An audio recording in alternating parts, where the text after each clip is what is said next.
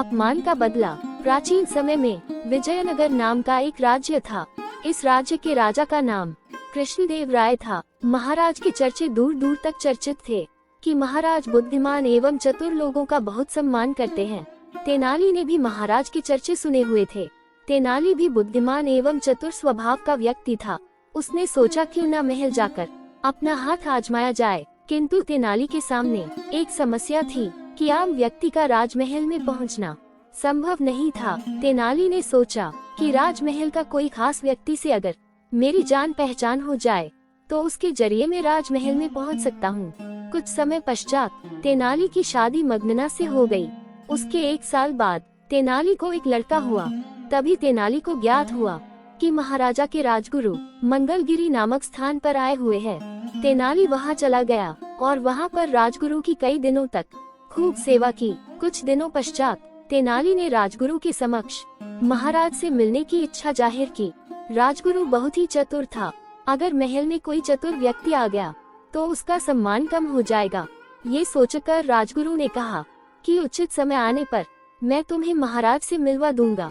कुछ समय पश्चात राजगुरु महल लौट गए और तेनाली अपने गांव लौट गया। तेनाली ने कई दिनों तक तो राजगुरु के संदेश की प्रतीक्षा की, किंतु राजगुरु का कोई संदेश नहीं आया।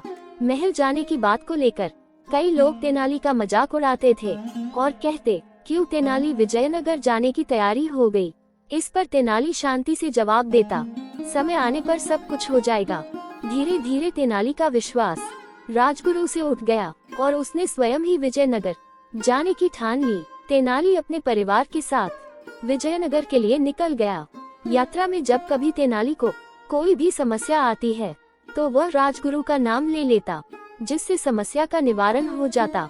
इस पर तेनाली ने अपनी माँ से कहा, व्यक्ति जैसा भी हो लेकिन उसका नाम ऊंचा हो तो सारे कार्य हो जाते हैं।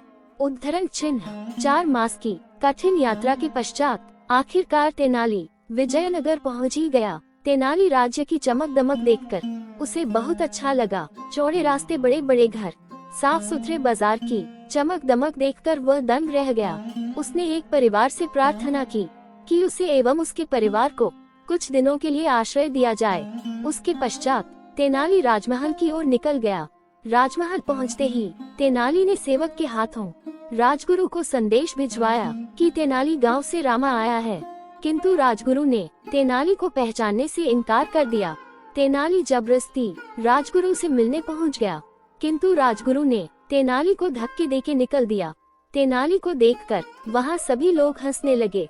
तेनाली को बहुत ज्यादा अपमान महसूस हुआ। उसने अपने अपमान का बदला लेने की ठान ली, लेकिन इसके लिए महाराजा का दिल जीतना भी जरूरी था। अगले दिन तेनाली रामा राज दरबार में पहुंच गया। वहां पर गंभीर विषयों पर चर्चा हो रही थी। संसार क्या है, जीवन क्या है, इस गंभीर विषयों पर चर्चा हो रही थी। दरबार में बैठे एक पंडित जी ने कहा कि संसार कुछ नहीं है, ये सब कुछ छलावा है। जो कुछ हम देखते हैं वो सब हमारे मन का छलावा है। सच में ऐसा कुछ नहीं होता है, बस हमें लगता है कि ऐसा हो रहा है। उद्धरण चिन्ह। तभी तेनाली ने दरबार में खड़े होकर पंडित जी से पूछा, क्या सच में ऐसा होता है? पंडित जी ने कहा, ये बात शास्त्रों में लिखी हुई है और शास्त्रों को भगवान ने खुद लिखा है, तो ये 100% सत्य है। तेनाली को खुद की बुद्धि पर भरोसा था। क्यों ना आज पंडित जी के विचारों की जांच की जाए। आज महाराज की तरफ से दावत है, हम सब दावत को खाएंगे, किंतु पंडित ऐसा मान लेंगे कि वो भी दावत खा रहे हैं और दावत खाने के पश्चात महाराज सबको एक एक स्वर्ण मुद्राएं देंगे, केवल पंडित जी को छोड़ के, क्योंकि पंडित जी मान लेंगे कि उन्हें भी स्वर्ण मुद्रा मिल गई है। तेनाली की बात सुनकर पूरा राज दरबार हंसने लगा और पंडित जी शर्म से पानी पानी हो गए।